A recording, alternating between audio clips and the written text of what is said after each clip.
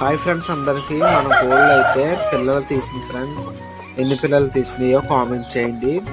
అలాగే మన కోడి అయితే పిల్లలు తీసేటప్పుడు ఆ గుడ్డు పెంకులు ఉంటాయి కదా ఫ్రెండ్స్, అవి తీసుకోవడం వల్ల మన కోళ్ళు మట్టిలో చనిపోవడం తగ్గుతుంది. చాలా మంది చూడండి, మట్టిలో 3 పిల్లలు చనిపోయినాయి, 1 పిల్ల చనిపోయిందని కూడా పెడతారు.